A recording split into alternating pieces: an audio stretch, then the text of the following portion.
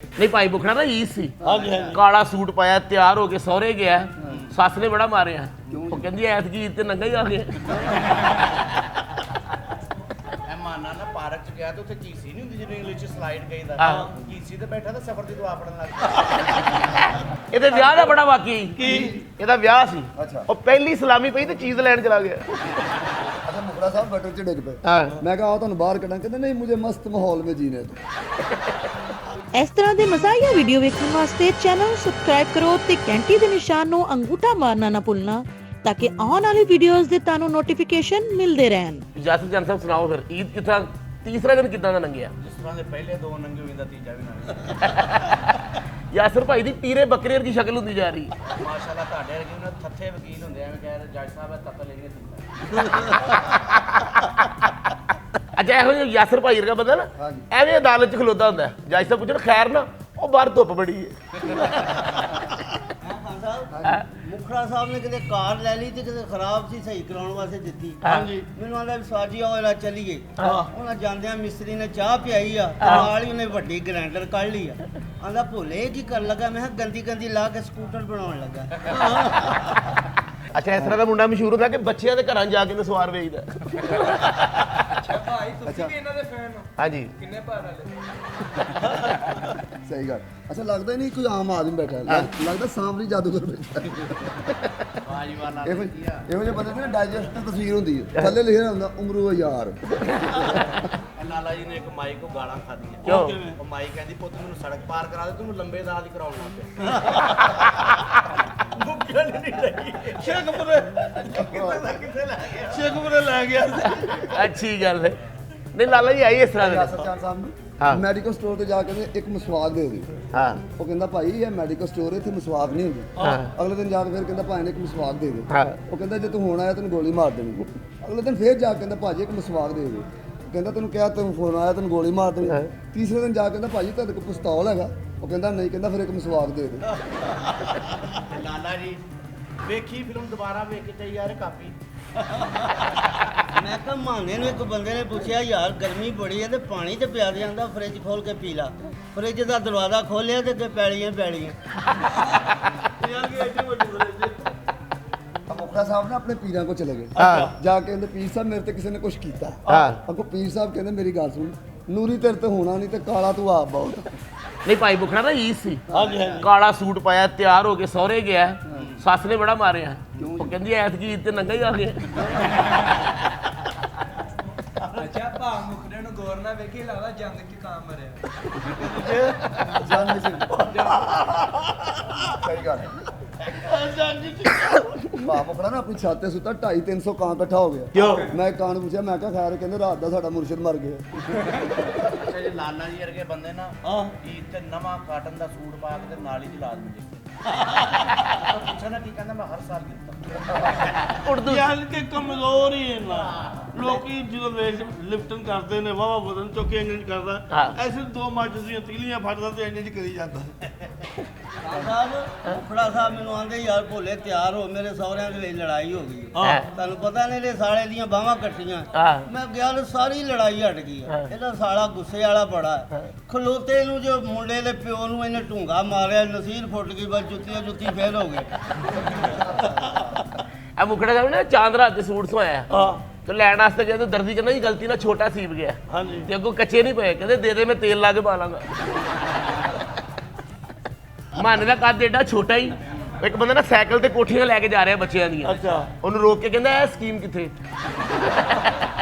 ਔਰ ਜਿਹੜਾ ਛੋਟਾ ਮਨ ਦਾ ਕਰਦੇ ਨਾ ਇਹੋ ਜਿਹਾ ਬੰਦਾ ਨਾ ਭੱਜ ਕੇ ਚੱਲਦੇ ਟਰੱਕ ਥੱਲੇ ਲੰਘ ਜਾਂਦਾ ਅੱਛਾ ਮਾਨੇ ਦੀ ਲੜਾਈ ਹੋਵੇ ਨਾ ਆ ਹਾਂਜੀ ਮਾਨੇ ਦੀ ਲੜਾਈ ਹੋਵੇ ਇਹ ਵੀ ਨਹੀਂ ਕਿ ਸਾਹਮ ਤੇਰੇ ਕੋ ਵੱਡਾ ਹੋ ਕੇ ਬਦਲਾ ਲਾ ਇਹੋ ਜਿਹੇ ਜਵਾਈ ਨੂੰ ਨਾ ਸੱਸ ਬਾਹਰ ਨਹੀਂ ਰੱਖਦੀ ਕਿਉਂ ਬੱਕਰੀ ਨਾ ਖਾ ਜੇ ਜਿੱਦਾਂ ਦਾ ਛੋਟਾ ਕਰਦੇ ਇਹੋ ਜਿਹਾ ਆਪਣੇ ਬੱਚੇ ਦੀ ਸਾਈਕਲ ਲੈ ਕੇ ਕੰਮ ਤੇ ਚੱਲ ਜਾਂਦਾ ਇਹਦੇ ਵਿਆਹ ਦਾ ਬੜਾ ਵਾਕਈ ਕੀ ਇਹਦਾ ਵਿਆਹ ਸੀ ਅੱਛਾ ਉਹ ਪਹਿਲੀ ਸਲਾਮੀ ਪਈ ਤੇ ਚੀਜ਼ ਲੈਣ ਚਲਾ ਗਿਆ ਸਾਹਿਬ ਮਾਨੇ ਵਰਗੇ ਬੰਦੇ ਗੱਲ ਮੇਰੀ ਰਲਦੀ ਮਿਲਦੀ ਇਹੋ ਜਿਹੇ ਬੰਦੇ ਨਿੱਕੀ ਸਾਈਕਲ ਤੇ ਸੈਰਾਂ ਕਰਕੇ ਆ ਜਾਂਦੇ ਨੇ ਭਾਈ ਭੋਲੇ ਦੀ ਕੈਸੀ ਮਰੇ ਸਾਪਰ ਦੀ ਸ਼ਕਲ ਇਹੋ ਜਿਹਾ ਸੱਪ ਨਾ ਫਿਰ ਰਿਹਾ ਇੰਜ ਕਰਕੇ ਇੱਕ ਬੰਦਾ ਚੌਲ ਵੰਡਣੇ ਇੱਕਦਮ ਇੰਜ ਹੋ ਗਿਆ ਮਾਨਾ ਸਾਹਿਬ ਤੇ ਭਾ ਭੋਲਾ ਇਕੱਠੇ ਬੈਠੇ ਨੇ ਲੱਗਦਾ ਨਹੀਂ ਕਿ ਆਰਟਿਸਟ ਬੈਠੇ ਨੇ ਲੱਗਦਾ ਦੋ ਘਰਾਂ ਦੀਆਂ ਨਾਲੀਆਂ ਸਾਂਝੀਆਂ ਹੋ ਗਈਆਂ ਕੋਈ ਪੂਰੇ ਦਾ ਡਰਮ ਇਕੱਠਾ ਕਰ ਗਿਆ। ਅੱਛਾ ਮੁਖੜਾ ਸਾਹਿਬ ਨਾ ਈਦ ਤੇ ਕੱਪੜੇ ਪਾਉਣ ਲੱਗੇ ਤੇ ਵੱਡਾ ਮੁੰਡਾ ਜੱਫੀਆਂ ਪਾ ਕੇ ਰਿਹਾ ਬਾਈ ਰਹਿਣ ਦੇ ਤੁਹਾਨੂੰ ਅੱਛੇ ਨਹੀਂ ਲੱਗਣੇ ਮਹਿਮਾਨਾਂ ਨਾ ਪਾਰਕ ਚ ਗਿਆ ਤੇ ਉੱਥੇ ਕੀਸੀ ਨਹੀਂ ਹੁੰਦੀ ਜਿਹਨੂੰ ਇੰਗਲਿਸ਼ ਚ ਸਲਾਈਡ ਕਹਿੰਦਾ ਕੀਸੀ ਤੇ ਬੈਠਾ ਤੇ ਸਬਰ ਦੀ ਦੁਆ ਪੜਨ ਲੱਗ ਗਿਆ ਉਹ ਬੱਚੇ ਪੀਂਗਾ ਨਹੀਂ ਝੂਠ ਰਹੇ ਮਾਨੇ ਨੂੰ ਮੈਂ ਕਿਹਾ ਤੂੰ ਵੀ ਪੀਂਗ ਝੂਠ ਕਹਿੰਦਾ ਮੇਰਾ ਪਾਸਪੋਰਟ ਨਹੀਂ ਬਣਿਆ ਲਾਲਾ ਜੀ ਵੇਖੋ ਮਾਸ਼ਾਅੱਲਾ ਐਡੇ ਕਮਜ਼ੋਰ ਨੇ ਕੱਲ ਰਸ ਚੁੱਕਿਆ ਤੇ ਗੁੱਟ ਨਿਕਲ ਗਿਆ ਲਾਲਾ ਐਡਾ ਕਮਜ਼ੋਰ ਹੀ ਕਸਮ ਚੁੱਕੀ ਤੇ ਕੁੜਲ ਪੈ ਗਈ ਮਾਣਿਆ 2 ਕਾਤੋਂ ਵਾਲੀਆਂ ਪਾਈਆਂ ਤੇ ਰਾਤ ਬੱਕਰੀਆਂ ਬੰਨ ਲੈਣਾ ਇਹਦੇ ਨਾਲ ਵਾਹ ਵਾਹ ਮੁਖੜਾ ਸਾਹਿਬ ਦੀ ਹਰ ਸਲਵਾਰ ਨੂੰ 2 ਨਾਲੇ ਨੇ ਕਿਉਂ? ਭਾਈ 2 ਕੇ ਪਾਉਣਾ ਇੱਕ ਨਾਲ ਜਾ ਪੈਂਦੀ ਹੈ ਨਾ ਨਹੀਂ ਇੱਕ ਦੀ ਕਾਂਡ ਅੱਗੇ ਮਾਰੀ ਇੱਕ ਦੀ ਪਿੱਛੇ ਮਾਰੀ ਬਿਲਕੁਲ ਮੈਂ ਬਾਥਰੂਮ ਚਲਾ ਤੇ ਵੱਡੇ ਮੈਨੂੰ ਕਹਿ ਰਿਹਾ ਪਹਿਲੇ ਪਿਛਲਾ ਹੋ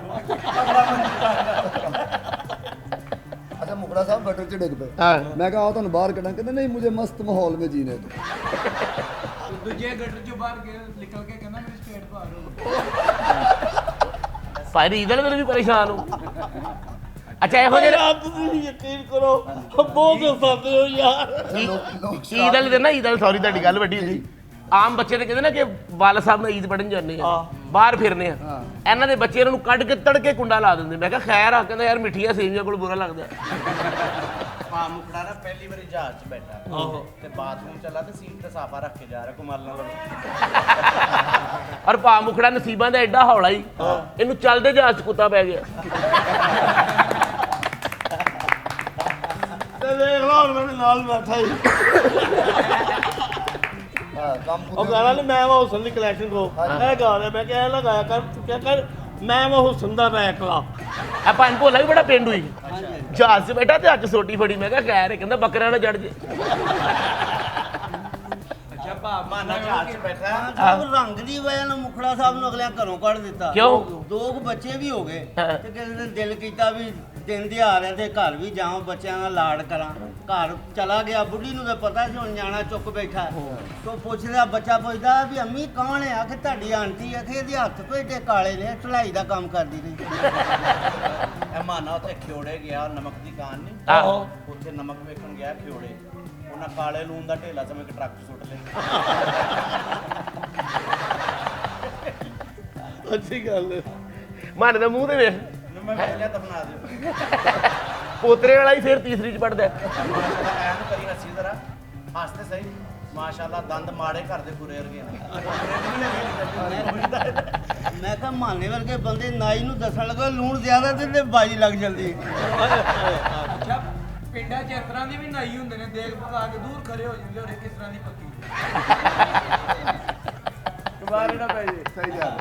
ਨਾਜ਼ਰੀਨ ਈਦਾਂ ਸ਼ਬਰਾਤਾਂ ਜਿਹੜੀਆਂ ਇਹ ਭੈਣਾਂ ਤੇ ਭਰਾਵਾਂ ਨੂੰ ਚੰਗੀਆਂ ਲੱਗਦੀਆਂ ਵਸਦਾ ਰਵੇ ਮੇਰਾ ਪਿਆਰਾ ਪਾਕਿਸਤਾਨ